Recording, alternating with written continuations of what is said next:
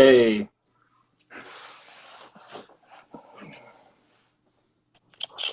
Hi Virgil, good morning. morning, bingo. We got it to Bingo. work. So honored I'm allowed to visit your studio. That's wonderful. Yeah, nah, it's good to link up. It's good Yeah, to no, it's really, really great. I'm such a big fan of your work. appreciate it. And in these times, it's so amazing how you can reach out because we are all somewhere, mostly in lockdown. Yeah, And we exactly. look so carefully at what everybody is doing. And I have to say, following your feed and what you're doing has been a great inspiration. Thank you. Nah, appreciate it, and it's glad to digitally link up.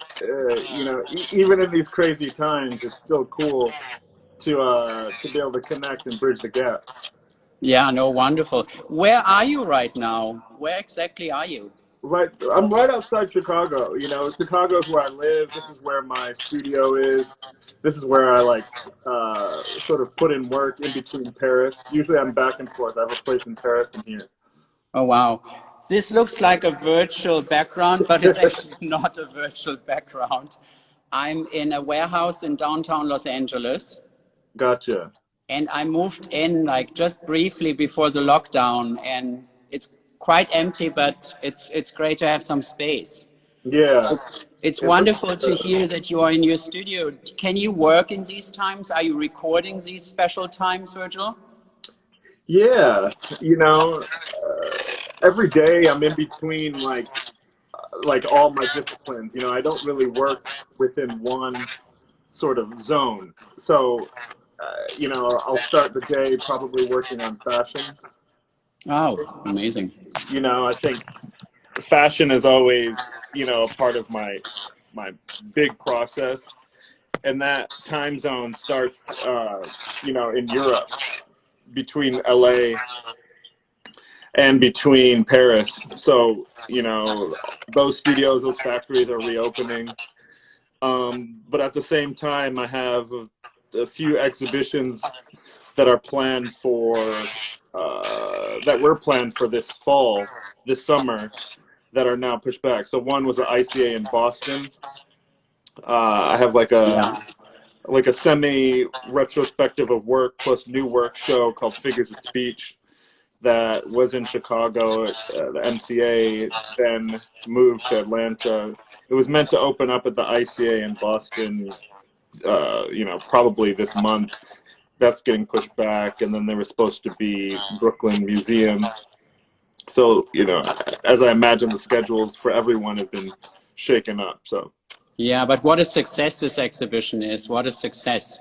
When yeah. you say you work in the mornings more with fashion because you have the links to Europe, of course, with the factories and the offices, then working on art and exhibitions, do you do that later in the day?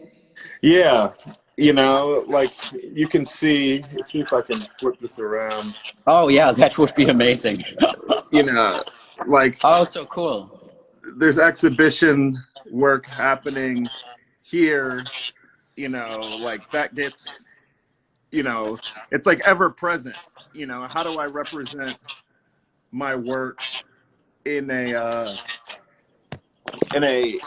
museum or gallery sense, Yeah. while I'm equally, working in the real world. I say that between like the art world and the real world, those things happen simultaneously. Not even so much in the morning or afternoon. While I'm on fashion Zoom calls, I'm trying to I figure know how out, that, the I know how scale of that an feels. artwork, or how a sculpture is going to be rendered, or in my total scope of work. So you have different times when you work on your fashion, when you work on your art. Do you also have different zones, different spaces? Do you have your art studio and your fashion studio? Or is it all like the one virtual studio? Yeah, it's completely one studio. Let's see. My friend Arca here is saying that there's like an echo. Let's see how we can solve that. Do you hear an echo on your end? I hear you pretty okay. Is the echo coming from me or from you, Arka? It's coming. Hello? Mic check, 1, 2. 1, 2, 1, 2. Arca, your new song is crazy. Do you know Oh, is this Arca? the Arca? I love and admire Arca so much. I'm one of the biggest fans. Yeah, his Big new work hello. is incredible. The whole body of work's incredible. Yes, absolutely. I'm a huge fan. They're saying there's like a really bad echo. I Let's see can how we can try fix these it. buttons, Virgil. If you lose me, please let's dial in again. I'm trying these buttons. They look pretty stupid. Do you Okay. hear me? Is Yeah, it I can hear. Let's see what the kids in the vibe say. Is there an echo still? Arca, Arca? we'll trust you. I think it's so nice. We're both such fans of Arca. He's one of my. Okay, they're saying it's better. All right, now we're in the zone. Oh, great. I was, and you are such a visible and greatly influential artist, Virgil. And I was so happy to see that your show in Chicago was so acclaimed, that the New York Times wrote about it in such such a glowing review.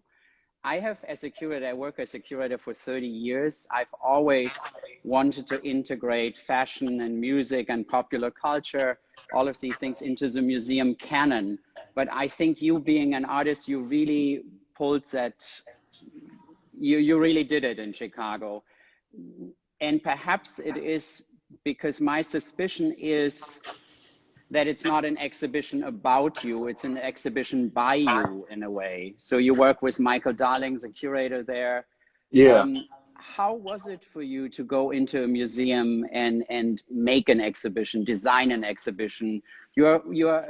I consider you a conceptual artist that works in all different spheres. You do music, you are trained as an architect, you do all the different disciplines. How was that experience working on a museum show? You know, it was, in a way I wasn't even focused on it, like for me, that was going to be a task for 10 years in the future. Yeah. Like I had just transitioned between like Off-White and Louis Vuitton. So I was like, very hyper speed on still this dialogue within fashion, like letting the fashion world know that there's new players involved, like the outside world is evolving. The art world is a completely different scope, as you Yeah. obviously know. And it's a And very critical world. yeah, and it was the museum first that contacted me saying, hey, Michael Darling was like, I've been following your work, and he's an amazing curator. Those of you that don't know him and look at his body of curated shows beforehand can see that he was thinking about the walls outside of the art world.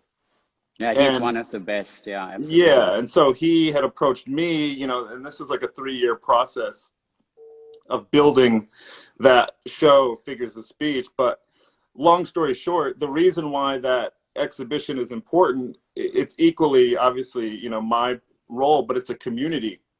The community is what's changed recently in the art world and fashion worlds and music worlds that have existed long before our existence. Yeah. And quite essentially what I did is, like some of my friends in this chat here, between the likes of Arca, Skepta, whoever that's come to see like a DJ set or participated in what is Off-White or Pyrex or whatever, our generation had said that, do we belong in museums? I can't hear you. I hear you. Yeah. Like, does the art world reflect what's happening, all over the world, in America, Asia, and Europe? Does it reflect what's happening in the Black art scene? Does it reflect what's happening in the music scene? Like we keep talking about Arca, but it's a good example. Is his work simply just music? No. Does it transcend different genres? Yes. And I come from the same community that unless there was a curator, an institution that can sort of read what's happening, will you understand how it fits within the white walls of a museum or institution? I have a running joke with my friend Mahfouz, who I'm working on a magazine project with. Like the culture is always added in for like the opening or the after party or the dinner. They want to take photos and they want to get the invite list to be influential. But with a keen eye, you can see that artwork is being made every day. It just depends on the lens at which if you view it. Yeah, when I was a kid going to exhibitions, there was always music and on the side somewhere, like in the gallery or the museum. And then Hans Ulrich Obrist and myself, Hans Ulrich is a great colleague. He's the director of the Serpentine Gallery in New York. Yeah. In the 90s, we declared that we don't want music and design and architecture to be accompanying the art, but we want it to be the art. And when we did the first Berlin Biennial, we had film, music, fashion. We had all of these disciplines on one equal footing, which I felt was really, really important in a way. Yeah. But I think your show was really a breakthrough in this way, because I like those black canvases that just say television. Yeah. Yeah, all of a sudden you're struck, or you're obviously in the wrong place when you. Yeah. I totally identify with this in a way. When did you know that you were an artist, or you would? It's always such an interesting question when I do a studio visit, and it's a standard question. But I'm always saying it in two ways. When did you know you were an artist, and when did you know you wanted to really become an artist, like really practice it? I think the moment that it struck me is when I learned like the false facade of that question itself. You know, it's like it's the easiest trick in the book. And I think when I learned about like the marketed world towards me versus how I fit in the world, you know, that epiphany like unraveled a whole like labyrinth of like behind the curtain, almost like the film Jim Carrey film that I was referencing from my last Louis Vuitton show, Truman Show. Yeah. You know, that it's was like a revelation for me. It changed my life. yeah, and that's you know, that's in terms of like me, you know, like a 17-year-old black kid out living in Chicago, sort of birthed to be a consumer. You know, I was born to be a consumer of art, fashion, music, you know, like somebody makes it, I'm a buyer, you know. And then once I understood that it's a setting in your mind as to how the world is organized, and that you can transcend if there's research and the ideas are valid. So, you know, I began my career making things, you know. You very famously said I'm reading this to not misquote you. You said it was an important decision from a consumer to be a producer, to basically move. And was that 17, or was that at age 7, or sometimes? No, that was more, that was more moving through the 20s, right? You know, like I had a career sort of making things, or sort of, you know, adding my opinion based on like the physical world. So I was making prototypes, I was making shoes or music or mixtapes or, you know, graphics and all these things. And I noticed that they were each like leaning on the physical world. Like if you add up the sheer amount of ideas, it was my career in my 20s was, you know, being an art director for many artists or for many projects. And I started noticing that, you know, I had this project, Lupe Fiasco here, who I'd gone to the MCA with and had this sort of art discussion, just casually talking about art. And, you know, the system was made for us to sort of feel like what we were making didn't fit, you know, it didn't fit the criteria. And, you know, all that happened is this like epiphany moment. I realized is something that can happen for my generation, not just me, myself, you know. And with curators like yourself or like Hans, if we start shifting the lens and start understanding what's happening outside the art system or fashion system, we can realize that there's new ideas and there's some groundbreaking things that are just on the periphery. Yeah. Hans Ulrich always famously says you have to put the periphery in the center and the center in the periphery. And that was one of our guiding principles in the 90s when we were always saying it's not either or, it's always yes and yes. You have to be incredibly inclusive in a way. Yeah. What do you consider your first piece that you consider a Virgil Abloh piece? Do you have a moment in mind where you Yeah. transcended? Yeah. For me, it was the this film called A Team by a Team of Another Sort.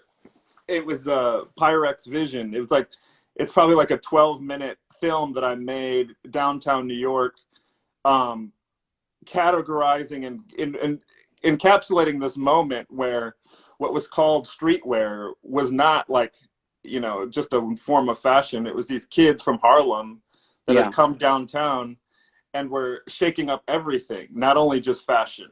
And I wanted to freeze that, so I made this film that sort of depicts them laying against like a white wall, sitting on a bench in different colors. And it was seen at the time as like a fashion film, but for me it was a film. Yeah. And Yeah. it was such a potent idea that it went off and became what is now Off-White. But it Yeah. started off as like one of the very first things that I had made with my own POV. It was a piece of expression. It was Yeah. not necessarily meant to be, anything beyond that. When like somebody that creative like you are, and you do you studied architecture, I think, right? Yeah, And exactly. you make music, you're a DJ, you design, you create environments. Do you have a main practice? Like if you were on an island somewhere and you said, oh, I can only do one thing, would you have a main practice, or is your main practice that you do everything? Yeah, I think, that's one of the first sort of, when you talk about that moment with the epiphany for myself and Yeah, how it informed yeah. my practice, it's almost as, like you said, what Hans was saying. It's like, it's not one or the other, it's both and all at all times. It's, I think that creativity and the impetus for which you get an idea as an art piece or an art practice doesn't fit in a box. It doesn't fit in a genre. It doesn't say, hey, I'm going to paint today, or hey, Yeah. you as a human being can only excel at painting or at sculpture or at music or at fashion. My contribution to the art history, which is much longer and broad than myself or anyone on this chat, we will exist only for 100 years in a timeline that's long before us. Yeah, And I yeah, understood that art history, especially as it's understood in like a sort of European canon, is so narrow yeah, in its logic. It's like it's almost like, what did you go to school for? You can only be that for forever. yeah. And it's all knowledge, And so for me, I actually reject the idea of doing one thing. Yeah, I couldn't, Go ahead. I, I couldn't agree more. I started being a medical student and then went to East Berlin and somehow fell into the art world. I was young enough, which was quite an opportunity. I'm so grateful it happened. When I look at what you are doing, you are not shying away from practice that goes in different areas. You even worked with IKEA, and I think that is kind of a very courageous, but also I think an incredibly successful approach. The New York Times wrote that you are besting capitalism by venturing into these areas. How was that for you, working with something that is reducing and making things that are without any ornamentation and are quite pure in a way, but they are also quite quote unquote cheap? How was that to work with, to collaborate with a big company like that? No, for me, it was like, it was almost euphoric in a way to sort of break down the sort of notion that for something to be great, it has to be expensive. I grew up that way, like when I was in my consumer phase of being young, if it's from Europe, I loved it. That's what was told Yeah, to me. Or if it was expensive, it's better. Or if it comes from this brand name, that means that you can assume that it's great. And my career, that's where it gets, the sort of periphery becomes the center, is that I can work on a project for Louis Vuitton or IKEA and still have my identity mixed into it, but I play with the convention. You know, like whatever your assumption is of Louis Vuitton, that's what I'm going to bend. Or whatever your assumption is of IKEA, how can I create a project and make it bend your perception of what it is? That's my thumbprint. That's me as an artist assuming the role as a furniture designer, assuming the role as a fashion designer. It's the idea sit on a layer above the actual execution. And, you know, these are things that I learned throughout my career. When I do studio visits of artists I admire, I see how within their studio they're creating their work. And for me, my studio is just as much an IKEA factory as it is an Off-White studio, you know, or a workshop. And so, you know, all of this is with the context that there's a generation that art and design don't speak to. And that's my generation, you know, it's born in 1980. It's like, how can, you know, a kid in downtown New York feel like he's in the conversation of what's happening inside the Guggenheim? Yeah. And so, you know, I prefer to think broadly, and you know, when an IKEA project comes along, that immediately sparks ideas before I even put a pen to a piece of paper. There was something incredibly generous about what you were saying, is that when I visit an artist in the studio, so for me as a curator, of course, that's what I do. I do studio visits because I'm also, I want to learn more about the artist I admire. You said you do studio. Who are the artists that you admire and visit? I think this is so nice to hear that you as an artist visit other artists. That's great. Yeah, I'll just go backwards for the ones that are most impressive to me. George Condo, he's a close friend of mine for, you know, now 10 years of, and when I visit, you know, like things that I've in a conversation, when I sit in his place and we talk, you know, he'll have like a Warhol painting on the wall that looks super beautiful, and I ask about it, and he's like, "Oh, I pulled that screen." You know, it was like I think it was like a Marilyn with black sort of glitter, and you can imagine my mind blows when I'm like, you know, what we know of the canon of Warhol and what I admire about, you know, a friend of mine who I've known didn't know that he worked for Andy Warhol and that he was pulling screens and that he had bought that painting back from someone who owned it, you know, immediately starts reorganizing this idea of authorship and own canons within a studio. You know, I'm also friends with Tom Sachs. Oh, great. He's a neighbor. He was a neighbor when I was still in Rockaway in New York. Wonderful. Yeah. You know, just great modern minds in their own practice who create within their own world, stand for what they stand for, you know. And then I see my generation and I look at, you know, I look at Skepta, or I look at Arca, I look at, you know, other fashion designers, and I say, you know, Sam Ross from London, who I saw in the chat earlier, and I say, he has an art practice all to his own. You know, I read it just the same way that I can read a George Condo, or I can read, you know, anyone. And, you know, it's a generation that I see myself bridging, that of course I want to sort of inspire those worlds to come together. One of the questions I always have when I do a studio visit is asking the artist if the artist does drawings. And drawings doesn't mean like pencil on paper. It could also be like a mental note, or a voice recording, or journal, or. Yeah. Are you doing something analog? No, I'll show you. Oh, great! Thank you. They say this is a studio visit. This is a studio. You know, it's a lot of like graffiti happening. That's amazing. Like proof in the pudding. It's like, you know, like a new Off-White suitcase needs to be drawn. That's amazing. As well as we are living in the digital age, Virgil. Oh yeah. If I people want love to it. know what, like Those are amazing. Those are a new amazing. Nike shoe. Amazing. What is that? Yeah, I'm doing another dunk. You heard it here first, kids. So that's Yes. in the works. You know, what else? Off-White rebrand. Like Oh, sketching, I see. Yeah. Yeah, I see that. you know, I think, for me, yeah, like using tools to draw, yeah. uh, Yeah. you know, like as a studio should be, I'm one of those people that am never neat, you know? Yeah. Like Yeah.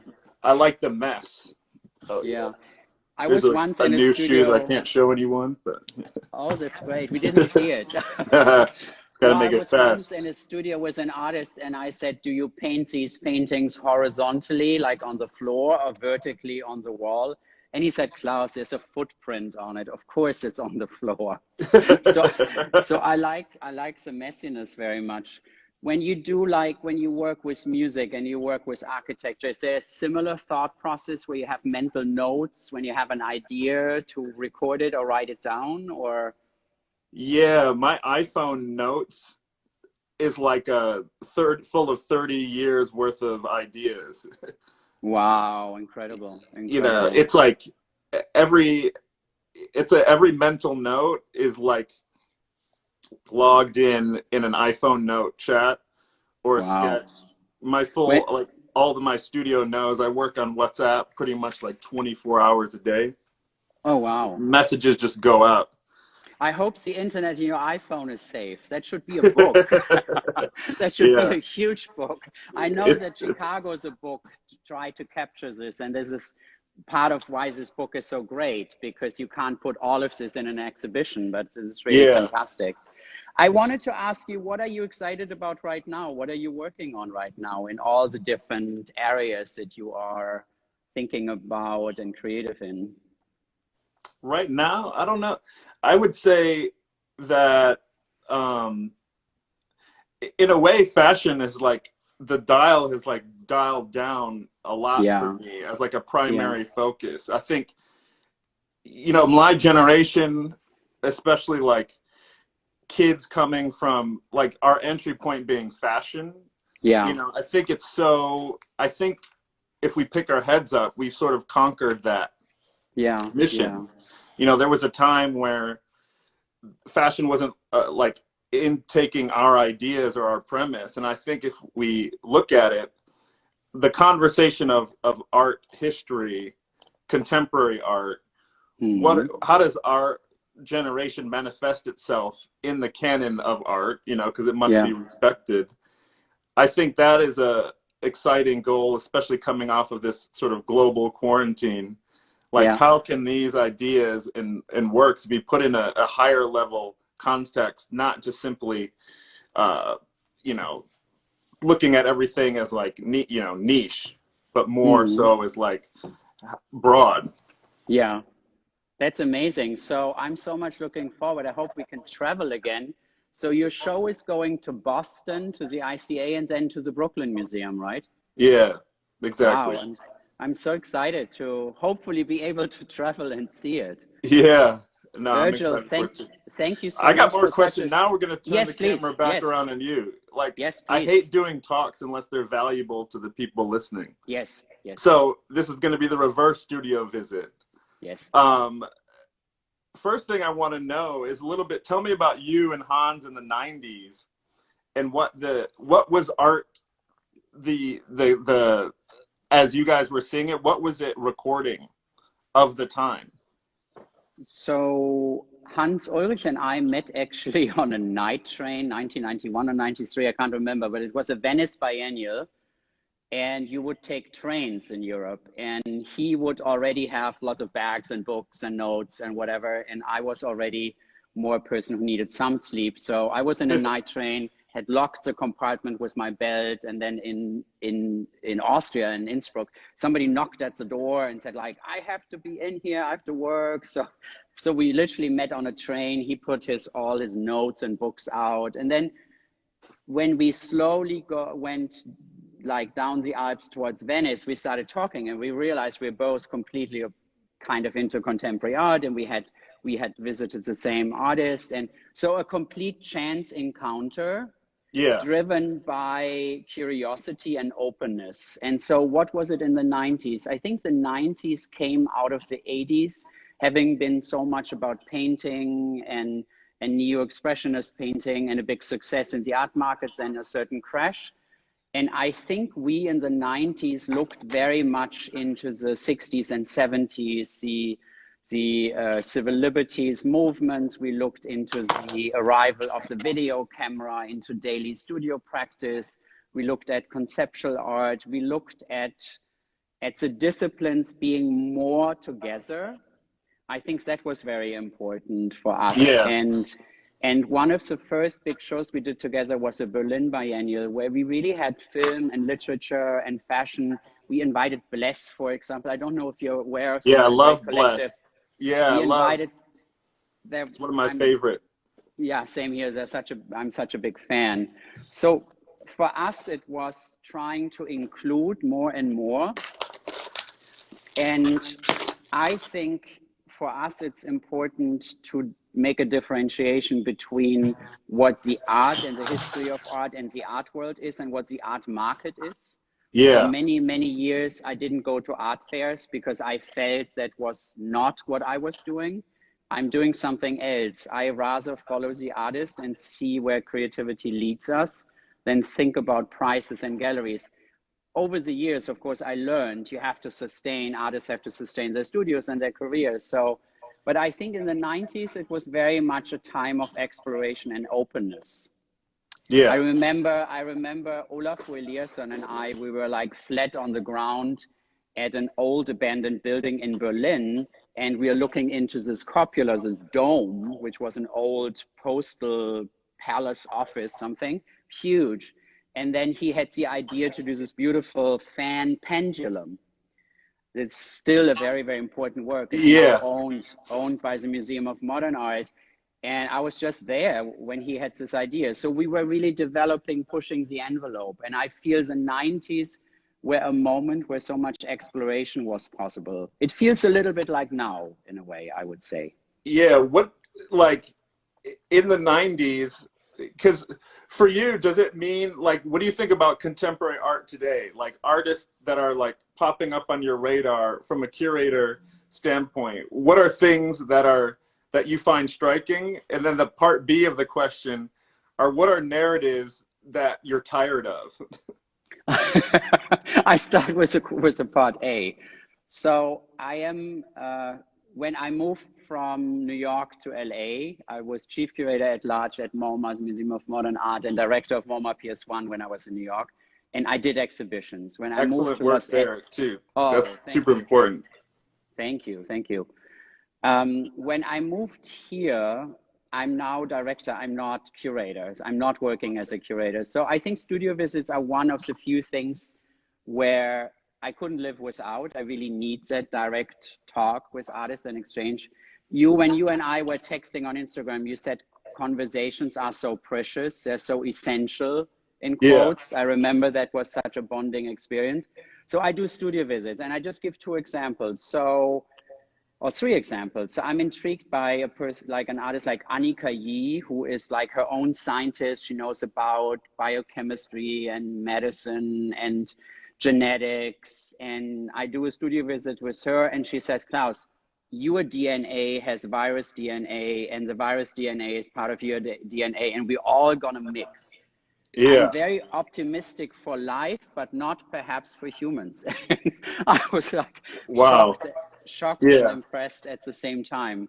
Like this coming Saturday, I do a studio visit with Arthur Jaffa, who I think is doing really kind of like pushing the envelope in including so many different aspects between popular culture and between museum culture. He got the Golden Lion in Venice in the Venice Biennial, which I think is great. Yeah. And that's coming up. And next week I'm doing a studio visit with, and that's also, I'm working as a curator, not anymore, but I started working as a curator 30 years ago. So it's kind of a long time. And I'm actually quite grateful that certain people I've worked with nearly 30 years ago I'm still in contact with. I'm still having a nearly weekly exchange. I think it's difficult when you work very much to have a daily exchange, but a weekly exchange at least.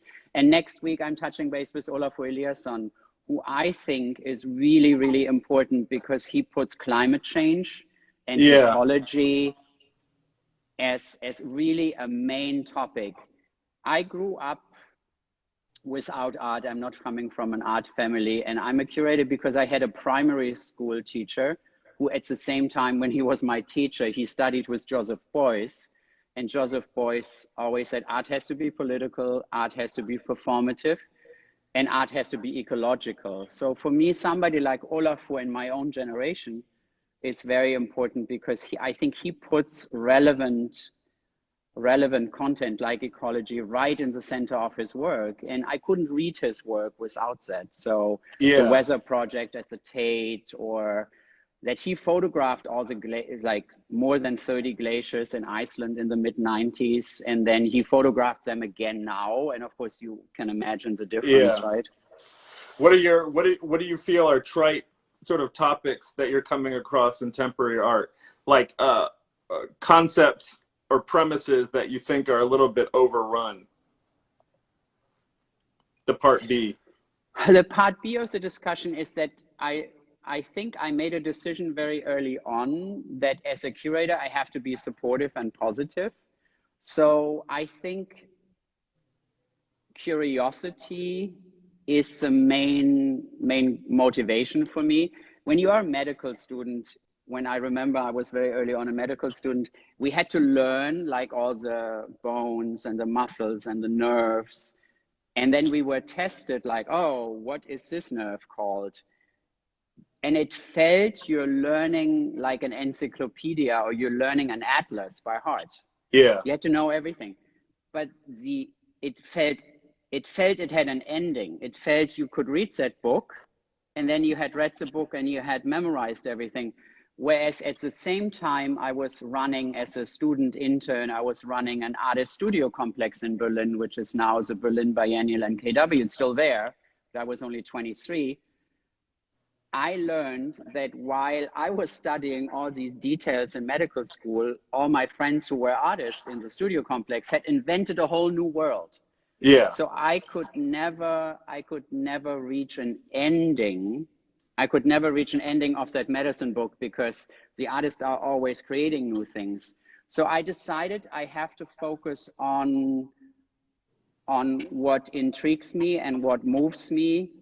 And in the 90s, I sometimes did very, very many studio visits, and often I didn't make notes because I trusted that whatever had touched me would come back as a memory. So I'm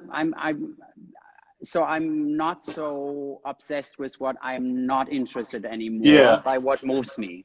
It's a long answer, sorry. No, it's perfect. I'm the same way. Like I'm eternally an optimist. You know, I was once saying to my friend just the other day, it's like you're either a creator or you're a critic. You know, like there's one or the other, and you need to decide that early on. I want to be a supporter. I want to be a supporter. When you are a curator, you have to make this very strict decision. You're not making art. And I think that's for me, it was important. I'm not making anything. And it's a huge privilege and an honor to be so much in the thought process with artists. I sent you that note. I'm so honored and grateful that we can do this because I think it's a huge privilege that I could just talk to you and ask you for these things, and you are giving me very honest and thoughtful answers. I think that's a huge privilege. And curators have to be of service, and I think museums have to be of service. And I hope we are of good service to the artists that really will change the world. Because for me, art is about changing the world or how you look at the world. Yeah. Which is kind of the same in a way. I think it's kind of the same. Yeah. Rapid fire questions, keeping it real. Yes. What book do you have? I unfortunately have an 11 o'clock meeting at the museum, but before that I have time. Great. So we'll get a quick 10-minute. What book is within arm's reach? I'll show mine.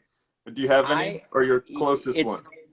My closest is on my phone, just where Yeah. I'm looking at, and it's very funny. So I'm stuck in this warehouse that has a parking lot, and before the lockdown, somebody delivered this bricks. So out of the bricks, I built a little fire pit, and Nice.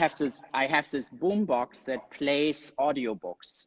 So in Oh, the evening, I'm sitting at the fire pit making notes, and because I am obsessed with multitasking, I'm listening. I'm on chapter 47 now.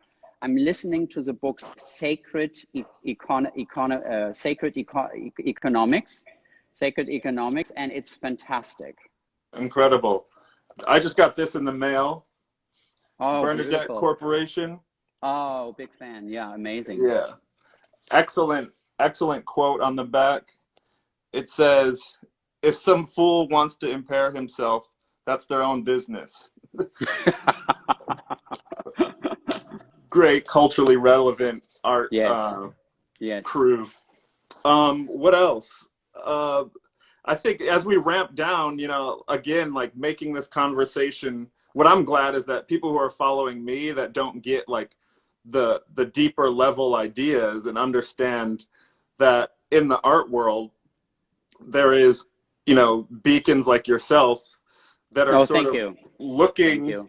looking to bridge the gap. And I think that's probably what we have most in common. Like within our own practice, Yeah, we have a non-typical approach to it at yeah, yeah. at very important positions. So if you're speaking to my audience, like what would you say to you know, it's filled with people just like me that represent their own community, have their own identity, or designers and artists in their own right, maybe like outside in the periphery, as we discussed. What would you say to them in terms of like where your vision is at, moving into 2021, about contemporary art? My vision is that after 8 weeks of safer at home, as the lockdown called here in Los Angeles, what would I have done 8 weeks without the book I'm listening to on my fire pit on the boombox? What would I have done with novels, with poems, with the studio visits? What would I Yeah, have done without art in terms of like movies and stuff? I'm watching old movies again that I remembered. I put this huge sheet of paper on the wall here, and I'm writing down what pieces of music impressed me at different times of my life and what movies. For example, when I was in my teens, I watched that French movie called Diva, uh-huh, and it's kind of, I don't even know what it's about, but the visuals are so beautiful. And I was 17, and I just looked at it and I thought, oh God, that's how people can live, and that's how a home can look. And there was like a bathroom in the middle of the space, and the space was all dark blue and open, and there was a lot of stuff in the back. And so I yeah, remember when I was 17, 18, I watched this. So what would I tell the audience? I think I would tell everybody that it's very important to encourage your own creativity, to be courageous with what you scribble and what you draw, and even if it's like making notes and recording and taking pictures. I'm so happy that everybody has a phone now that can take a little video and you can yeah, work with this. So I would always encourage creativity, because that was so important for me. And I would always encourage everybody to have the widest angle lens to look at the world, because for me, that is always, when I came to LA, I asked a group of artists, what shall I visit that you think I would never find myself? yeah, So I'm trying to look at the world with the widest angle, and I'm trying to be teachable, learn, observe, and be impressed. I think there's also a certain vulnerability there to be impressed by something you see and you really love. yeah. And I remember I first contacted you on Instagram because there was this red jumping castle. And Yeah, I loved this so much. And it's I a, just sent you a text and I said, I love this. I felt yeah. like, oh God, now I embarrassed myself in front of Nah, Virgil. you know, that's how the world becomes a smaller place. And I think Yeah. what's cool, like, look at us, we connected, if we can have a conversation about context and history, our own personal history, that means that the exhibitions that we see in the future can also sort of bridge the gap and share these things in a form like I just showed you with this model here. You know, it's like the artist and the curator working to tell like a new narrative is something that, you know, I'm always looking for the upside in all this craziness. You know, I definitely think that our generations on Earth now are, you know, we have room to showcase how amazing and forward thinking we can be. We have all the tools. I have an iPhone. I have pen and paper. You know, I can make a film with an iPhone, and, you know, things that couldn't have been done in years past. So at the end of the day, I think, you know, it's an inspiring time, and hopefully we see something amazing come out of it. Yeah, and I hope we meet in person. Yeah, I know. I'm definitely going to come to this crazy studio tropical situation you have next time I'm in LA. Perfect. So I'm so much looking forward. Thank you so much, Virgil. That was really, really nice. You made my day. It was so beautiful to listen to you. Thank you. Likewise. Cool. Take care. Bye. See ya. And let's try to not delete it, because yeah. No, I got it. Archive everything, kids. Thank you. All right. Bye. Bye.